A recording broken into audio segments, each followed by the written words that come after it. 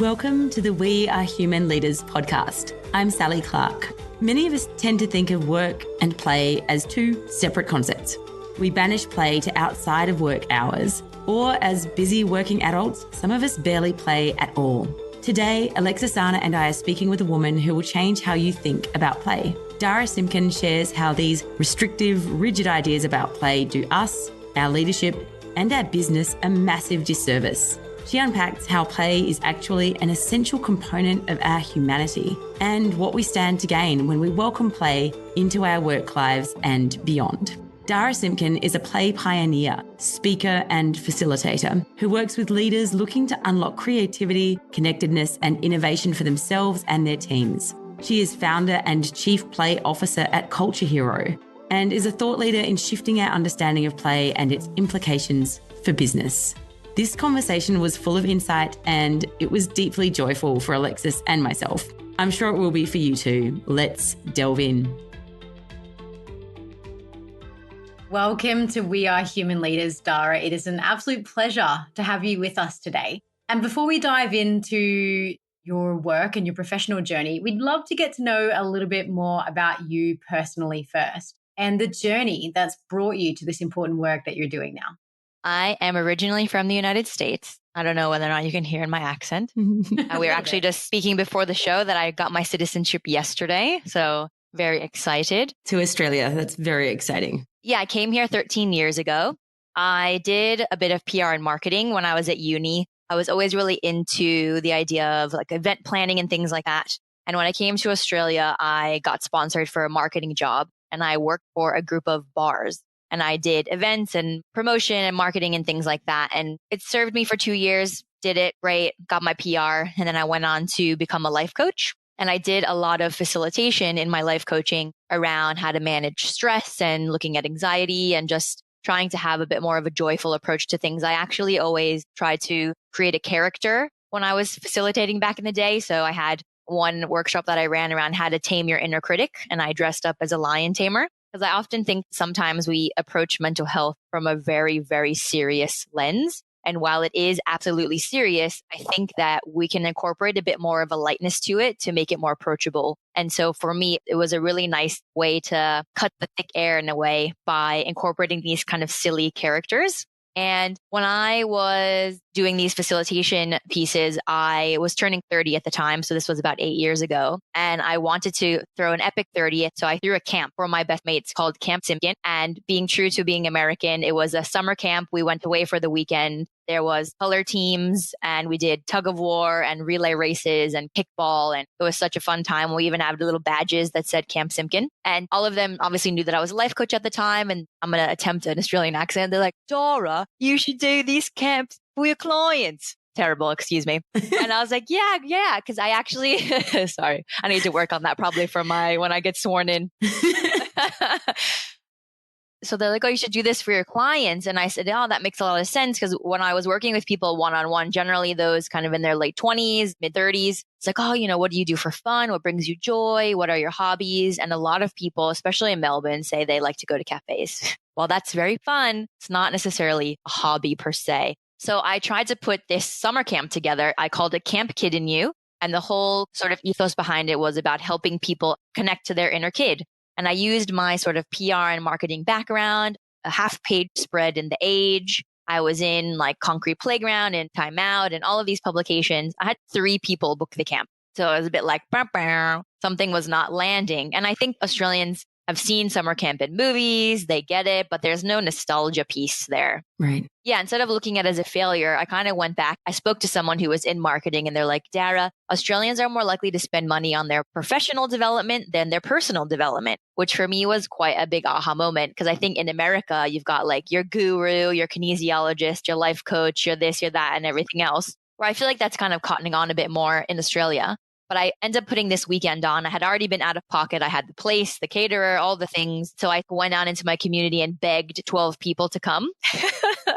And it was just kind of having a bit of an MVP around, can I change people's mind about play? Like, how can I get people to go from thinking that play is like fun and games and silly and dogs and sports to thinking that it's really deeper around vulnerability and openness and empathy and curiosity. And at the end of the weekend, we had a check-in and everyone kind of got to that conclusion. For me, I really knew that I had landed on something juicy. And then from there, I started to look at how to design these programs to bring to enterprise. So that is my long Camp Simkin journey from go to woe of how my business was formed. Amazing journey, Dara. I think that's such a wonderful observation that you made about how mental health inside and outside of the workplace tends to be something that's just very heavy.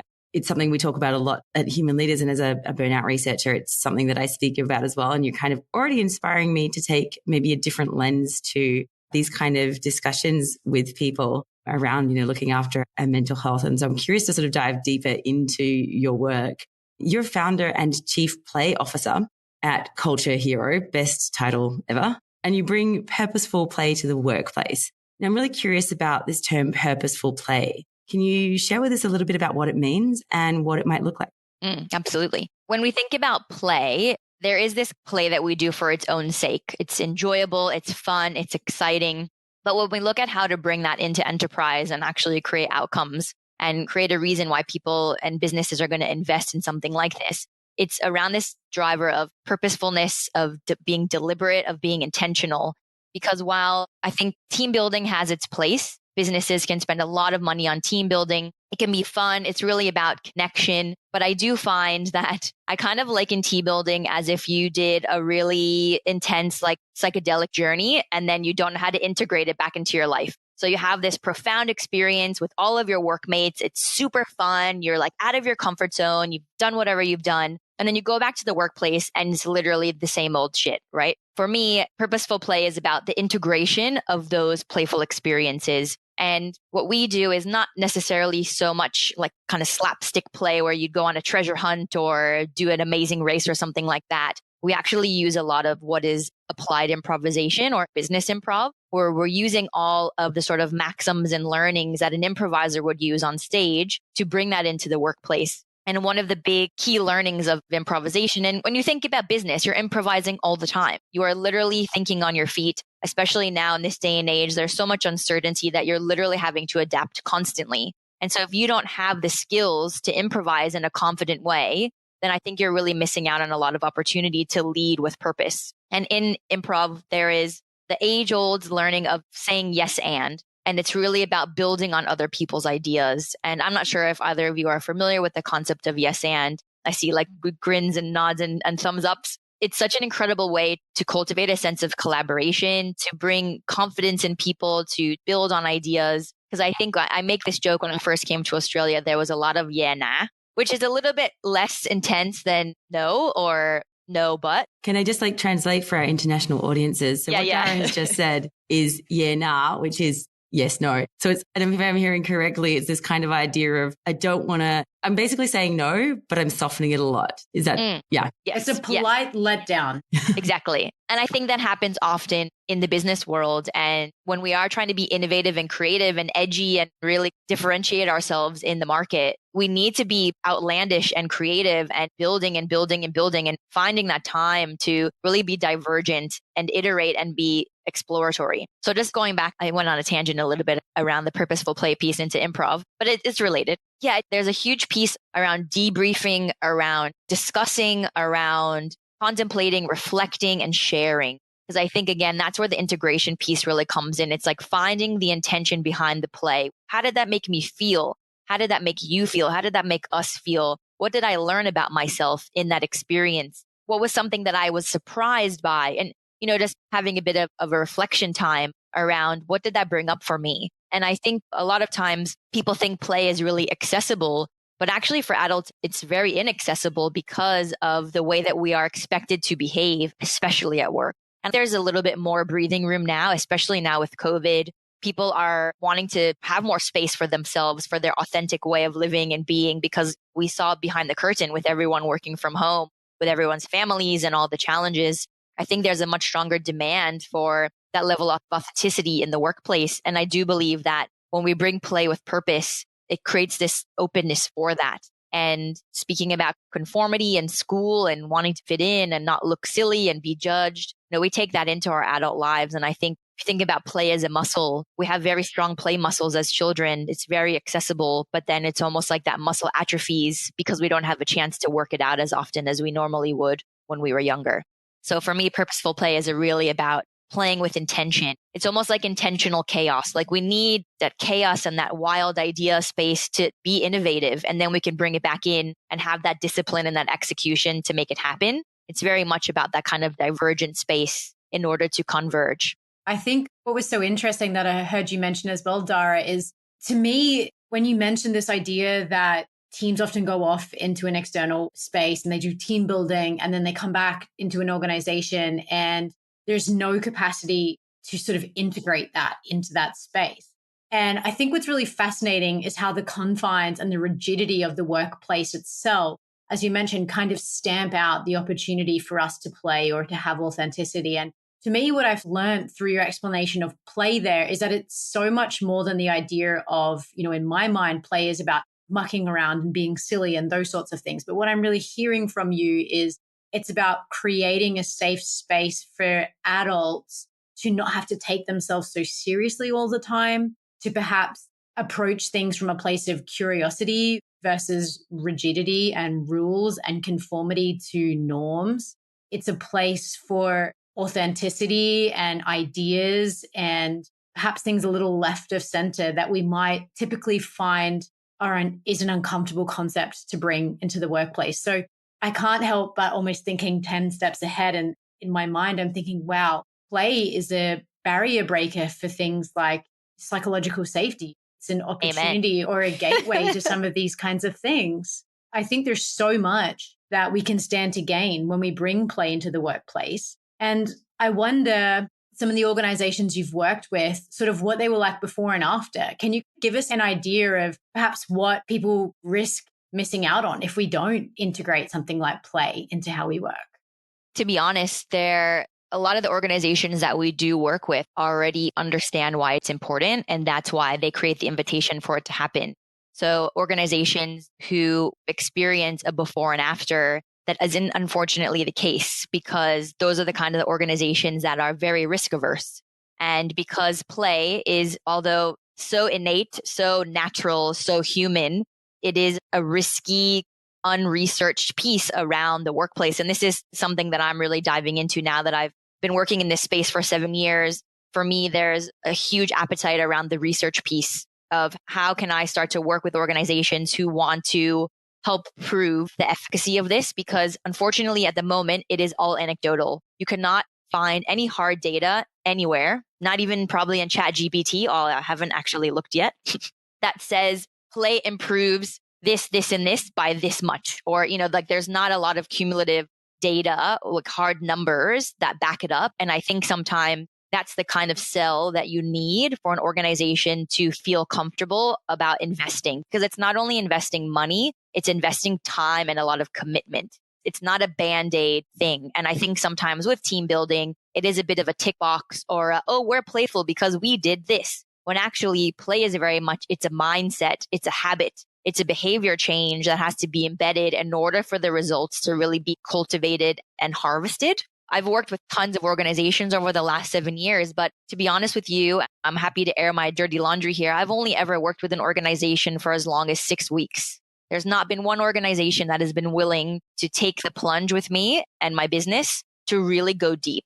And people say, what you do is a bit of a unicorn and people are just not ready for it. And I've been sitting here for 7 years waiting for someone to be ready for it. So if you're out there and you're listening and you're a leader and you're ready to take this on, call 1-800-PLAY. Just kidding. But yeah, so I've seen the remarkable effects of a half-day engagement or a full-day engagement, or, I've done 3-day leadership intensives and things like that. I see the transformation in people on a personal level. An example I'll give is a couple of months ago, a couple of my team and I traveled to South Africa to work with a foundation called the Do More Foundation. And play is embedded into what they do. They look at how to use play as a way to help the children of South Africa. And so everything they do is around nurturing them and helping them learn and helping them have access to things like food and so many. It's an incredible organization. And so because play is what they do and what they put out into the world, they as a team know that it's so important. And so they had us come and we did an engagement for them for a couple of days. And at the end, we're reflecting and we're sharing. And one of the colleagues had said, I'm not intimidated by my boss anymore because I got to play with him and I saw him as a person. And now I'm going to talk to him more and not be afraid of him. And so that hierarchy is inevitably, and you were talking before, Alexis, around the barrier breaking and that space for more entry. It's an incredible way to break down hierarchy. A couple of other people talked about how they're going to go home and play more with their children. But what was an amazing story was the head of the foundation and another couple of leaders had a chat with a stakeholder that evening after the first day. And they had this amazing, energetic first day and they learned all this stuff and they had a really embodied experience. And when they went to have this stakeholder meeting, they brought that energy into the space. They engaged in a different way. They did a check-in, they played a game or two. And they said that it was such a productive, incredibly fruitful experience that they had never had before because they had never really brought play into a meeting. Of course, they did it internally because they knew it's important because that's what they live and breathe as an organization. But to apply it to an external person like stakeholder for them was probably quite risky, but the benefits were amazing because of the way that people responded. And I think one thing to caveat here is that play is an invitation. We can't ever force people to play. So when we're trying to cultivate a sense of playfulness in an organization, it has to be an open invitation. You invite people to come and whether they attend or they don't, it's up to them. But play is contagious. You can have the most uptight, stick up the bum leader that's ever existed. But if you look them in the eye and you ask them, do you want to feel joy? They're not going to say no. Everybody on the planet wants to feel joy in some way, shape, or form. And so once you see other people playing, you feel that connection and you want to ease yourself in. And always when we do programs, we create kind of stepping stones for people to enter in a way that is accessible. It's not about calling people out or making them feel exposed, because it is inevitably exposing when you play like this. It's such a vulnerable space because it's so foreign to us now in this kind of rigidity that we know as our workplace. So I think there's just so much rich learning around humanity in the workplace when we bring in this beautiful aspect of play. And I love that you used the word humanity there, Dara, because that was something that also jumped out as you're speaking from me, that, it is this sense of seeing leaders as people, seeing each other as people in the workplace. And I'd love to just take a moment to kind of dig in a little bit deeper to the question of what stops people from taking these steps into a direction of play, because I think I would theorize that even with research, even with hard data to show its impact, there will still be potentially a little bit of a disconnect for some leaders in actually implementing that. And my feeling is that that might be partly that fear of really being present and letting go. Because when you said, do you want to feel joy? I can imagine, like, I'm a 24/7 joy girl, so you've got me. But there will be, I think for some people, this response of, I'm afraid to actually let myself feel true joy in the workplace because I'm afraid maybe that means I'm laying down a mask that I've been wearing, or I'm making myself vulnerable to judgment from others in a way that feels very exposed. And you use that word too. Are there any other things? I don't know if that resonates for you, and perhaps if there are other things that you might think would be holding leaders back from actually being open to this being a part of their work on a more long-term basis. The thing that comes to mind, and this kind of was, I'm speaking to a bit of what Alexis was saying before, it's this idea of seriousness. And there is no evidence that seriousness equals success. Literally none. We know that happiness creates success. We know that well-being in the workplace creates success. But this idea of seriousness doesn't make you more successful. It doesn't bring you in more money. It doesn't increase your bottom line. It doesn't keep your people around. And I think more and more, there needs to be a balance. And maybe 7 years ago, when I first started this, I wouldn't have the experience that I do now around the importance of balancing who we are at work. Because I think previously I would have been on my soapbox saying, bring your whole self to work, everybody, all of it, bring your whole self. And I've actually done that in my own organization. And I feel like I've been burned. And I think when you are bringing your whole self, it is a serious amount of vulnerability involved. And whether we like it or not, work is transactional. Everything is transactional in the workplace. Even if your people love you and you're amazing, you still pay them. There's still money involved. Like, money underpins business, and money makes people behave in a certain way, unfortunately. And I think that we have to just remember that work is a transactional place, and we have to have outputs and execute and deliver. And we have people that we have to listen to and all that sort of thing. that doesn't mean we can't allow ourselves to be ourselves in a way that we're kind of pushing our edge a little bit.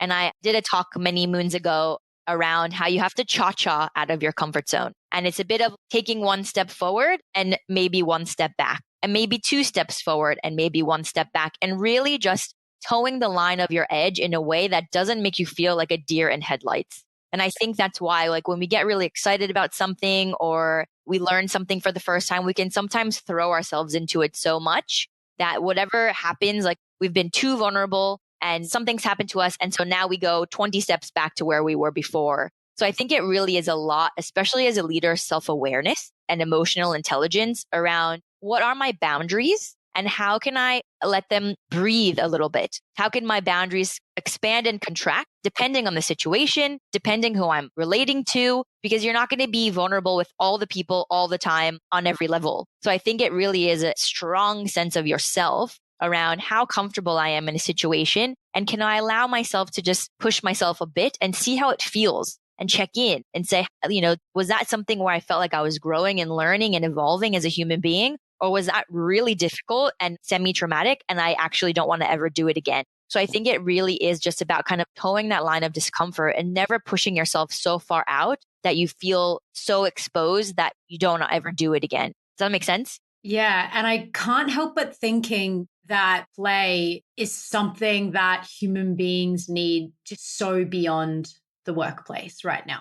Listening to you talk about that reminds me of all of the times through my adolescence and as a young adult, the messages I got from society at large that my interests, that my personality, that certain things about me shouldn't be brought forward in certain instances, that we shouldn't be humorous about certain things like grief or like mental health, or that I shouldn't still enjoy riding my skateboard or my surfboard because I'm a 21-year-old person. Or do you know what I mean? We get these messages, I think, from the time we're young, when as children, we're just this pure bundle of fun and joy, and we're just enjoying the richness of the present moment. And as we grow, we get this stamped out of us, and it's replaced with expectations of who we think we need to be to fill a role. And I just can't help but thinking play, whilst I'm seeing, and Dara, you're explaining to us the incredible benefit this can have in a workplace setting and in a team setting. But this is just something that adults have forgotten how to do. We've forgotten how to play. We've forgotten how to have fun. And in a lot of ways, we've forgotten things about ourselves through the process. And I think through that societal kind of pressure of not indulging those parts of ourselves into adulthood. And you sort of touched on this briefly, but I'd love to hear from you, Dara, if there are any more misunderstanding that leaders have around play. I think just that notion of play being frivolous and a distraction, and it's going to take us away from our work as opposed to contribute to it. And one of my mentors talks about how play has a PR problem because what you've just explained, Alexis, I think when we start to enter school and we start to sit in rows and we start to walk in a line and we start to have a time schedule and we have homework, and like you said, that rigidity starts to creep in so early, and there isn't rigidity in play. There are boundaries, though, I think, as well. When you think of a playground has boundaries. And we as human beings, especially as children, and I'm a new mom, I have a 2-year-old, kids need boundaries in order to feel safe. And so as a leader, it's up to you to create those boundaries, but how tight are you making them? Because I think there's a way to create a boundary around play that says, this is what it looks like for our organization, and this is the amount of space we're going to give to it. And this is how much we're going to use it in this area and for collaboration and for teamwork and for well-being or whatever it is, and really define it. Because I think play is such a, I don't know if it would be like you call it ephemeral or ethereal, but like it's kind of like love. I've worked a bit with Dr. Stuart Brown, who's an amazing play researcher. And when he talks about play, he talks about how it's very hard to define.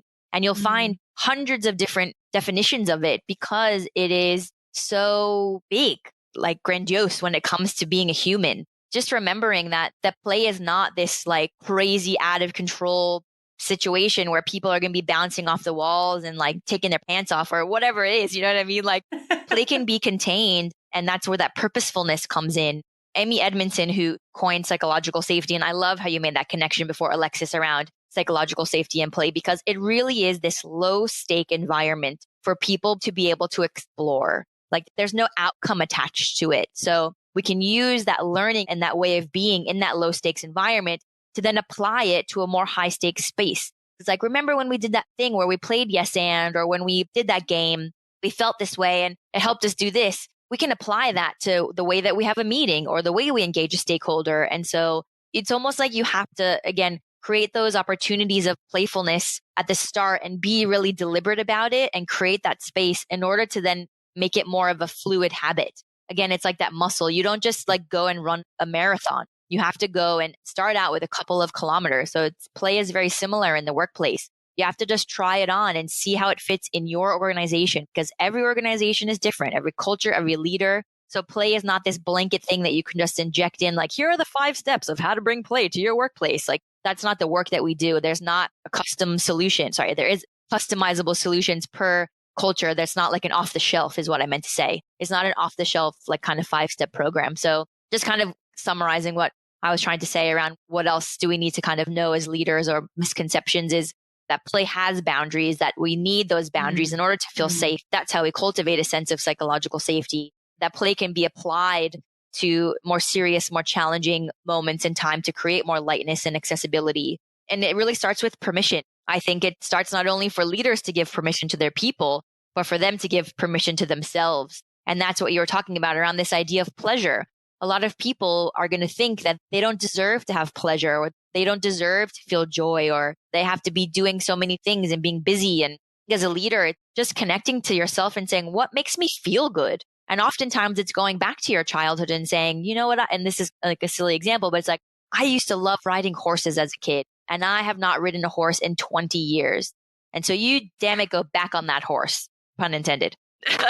So I think it's not everything all at once. Like that amazing movie that just won all the Oscars. It's not everything everywhere all at once. It's a little bit at a time. I think the boundaries is such an important point because I think for me, that to me feels like it could be the biggest misconception. Well, if we start letting people have fun, where does it end? Are they silly in business meetings? And I think it's this misconception that play is constant silliness or bringing humor where it's not needed. It's the boundaries is what makes it a functional piece of workplace culture, I think. So I'm really glad that you explored that for us. And I think also what you mentioned sort of at an individual level, Dara, as well, is I think we often think of in order to grow, people need to be right outside of their comfort zones. It's like the comfort zone is some blob and there's this dot, another mile away and you've got to jump there. And I think I remember years ago, a friend telling me, it's not about leaving your comfort zone. It's about expanding it. And I think finding ways through play to start to sort of shift the dial on where a level of comfort lies very intrinsically then flows over into how we interact with each other, how we run meetings, how we're treating each other as human beings. And I can't help also think that there's got to be a little bit of an interplay between the trust and respect that is required for a sense of psychological safety. But play could be maybe even a tool for building that sense of trust and respect amongst in ourselves, our own capacity to do something that we didn't maybe think we were capable of, but also in each other. Play is being a human. We literally would not survive if we didn't play. Every animal on the planet uses play as a way to navigate their environment, to learn and become their thing. Like every time you see a puppy or a bear cub or any small, cute little thing, they're always playing. I mean, monkeys are a great example of that. And what's incredible about human beings is that we are what's called neotenous. And neoteny is the idea of forever playing. Like human beings never actually inherently stop playing. There are forces of environment and circumstance that can create that, but we are inherently playful. And that is how we have continued to innovate and evolve. In order for us to play, that's how we've gone to the moon and that's how we're building robots. Like that is play. When organizations want to innovate and be on the cutting edge of things, you can't do that unless you create a space for creativity to flow. And creativity is the doing of the being of play. And when I was a life coach, you have this model of be, do, have.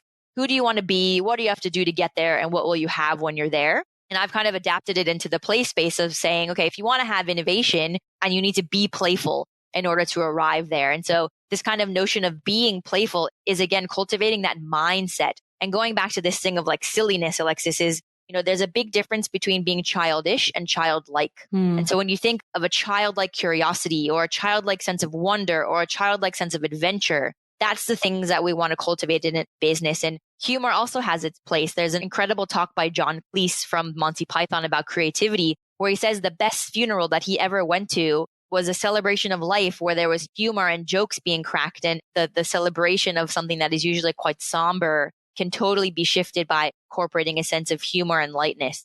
I think what I found, especially being in Australia for the last 13 years, there's a very strong sense of self-deprecation in humor. And I think it comes from the English. No offense. And I just think that level of like taking the piss here can sometimes get in the way of having that more authentic way of interacting and playing. And I'm going to take the piss out of you, which ha ha ha is really funny, but actually it's generally quite hurtful on the receiving end.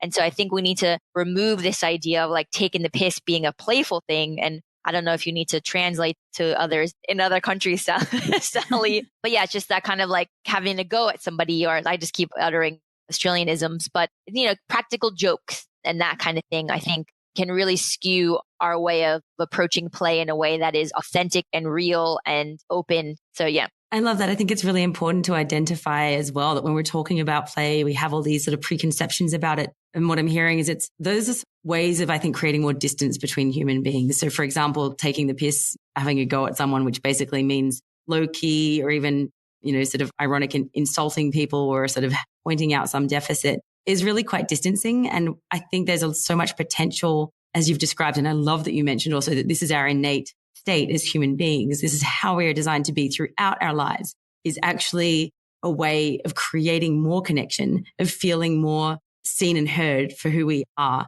and really bringing that authenticity, which can have huge, ramifications at work, but also beyond. Now, I'm curious, Lex, I'm going to volunteer both of us now. We're happy to be guinea pigs. We're wondering if you could maybe walk us through purposeful play exercise that you might do with your clients, just so our listeners can get a bit of a feel for what this might look like. My pleasure. So this is going to be a little bit chaotic because that's what we've been talking about, a bit of playful chaos. So this is a pointing game. And what I'm going to ask the two of you to do, and those listeners at home or wherever you are, I want you to look around the room and I want you to out loud point at something and say what it is, and then move on to the next thing and point to it and say what it is, and do that for 30 seconds or so. I'll bring you back when you're done, but look at something, point at it and say what it is and move on to the next thing. Go. Okay.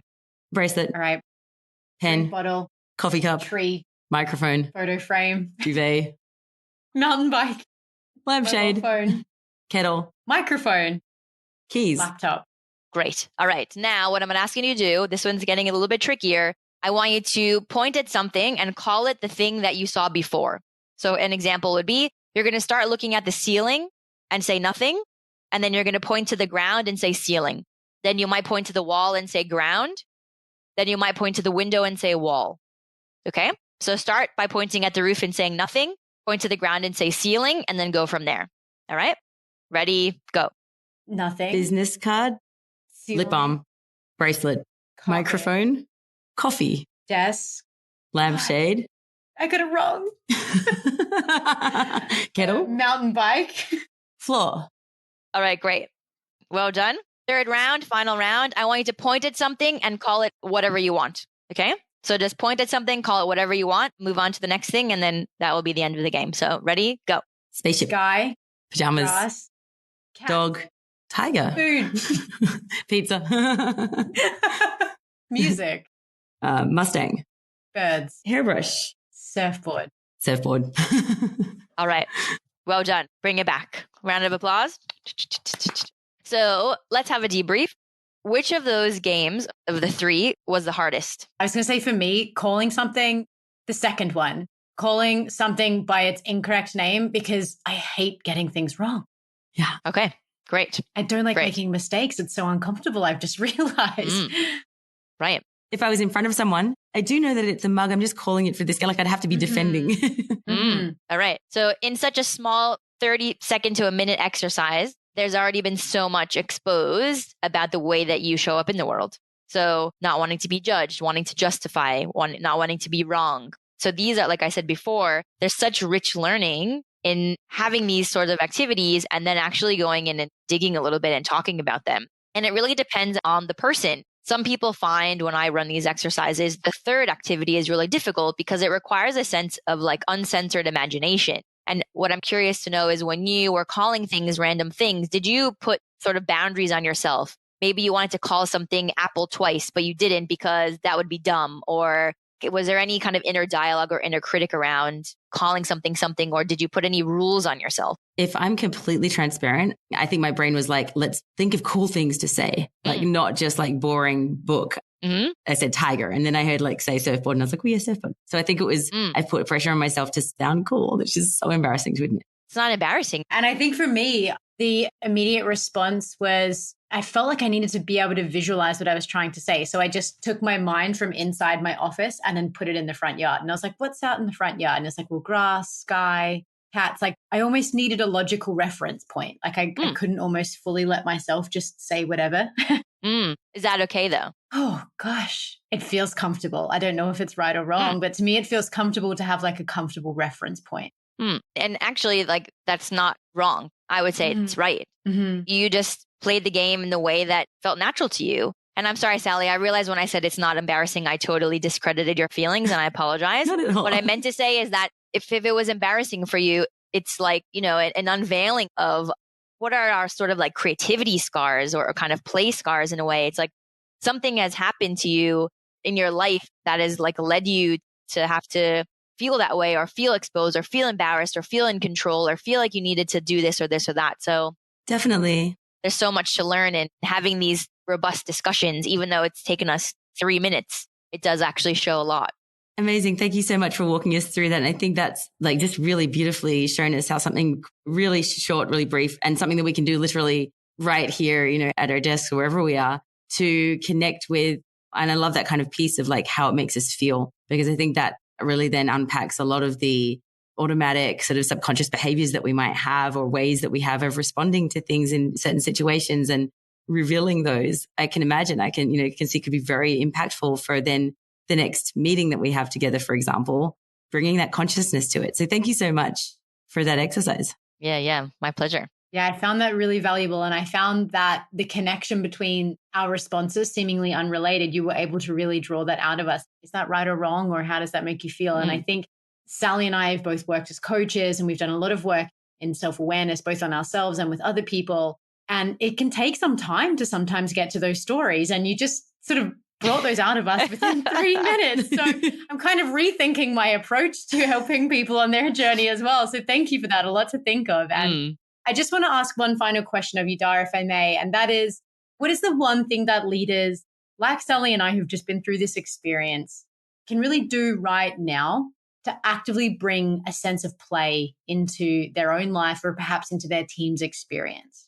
I think I mentioned it before, and I'll just reiterate what I said around just really connecting to yourself around what brings me joy. And even maybe taking 5 minutes to sit down and write it down and come up with as many things as you possibly can. There's no right or wrong answer. It can be the most simple thing of like sitting and reading a book with a cup of tea and not touching your phone. Or again, going and horseback riding. Every person has their kind of own play personality, which is, again, Dr. Stuart Brown's work. It's like, did you love collecting things when you were a kid? Go to the beach and start collecting some shells. Or did you really love moving your body? Well, try and find a local dance night or go to the club with your friend, or just kind of, and I highly urge people to look up the play personalities by Dr. Stuart Brown and find the one that they resonate with, because that's going to help kind of be their North Star back towards what brings them that level of joy. And again, sometimes it's hard to access it because we forgot. And so I think it goes back to that piece of permission and say, okay, I'm going to give myself permission to feel joy. And oftentimes when we do engagements,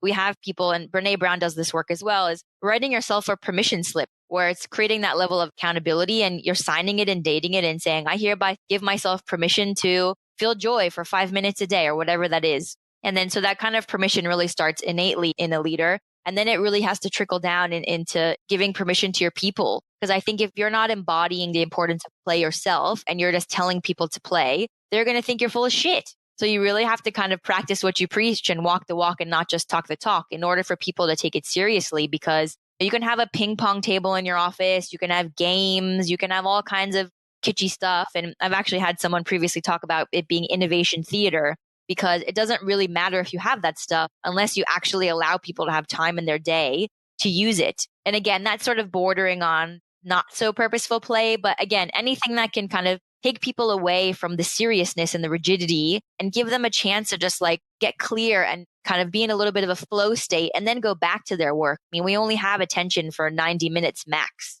So if we can understand that about ourselves and, give permission for people to get up and go and do something, that's for me what leaders can really do, is cultivate that sense of permission for themselves to find play and whatever that is in those small doses, and then be able to put that forward and embody it and share it for others to do it too.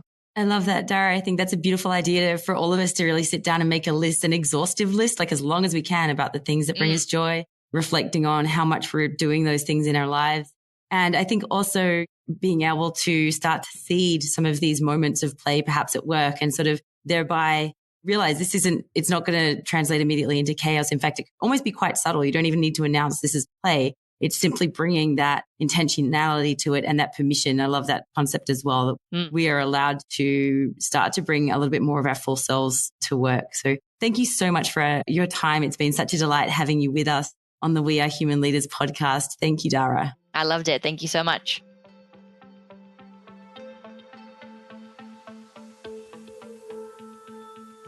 Thank you for joining us for another episode of the We Are Human Leaders podcast. If you'd like to engage Dara as a speaker or facilitator for your organization, you can find all her details in the show notes. And join our community of human leaders who are changing the way we work so humans, business, and society can thrive at www.wearehumanleaders.com. It's been great to be with you. See you soon.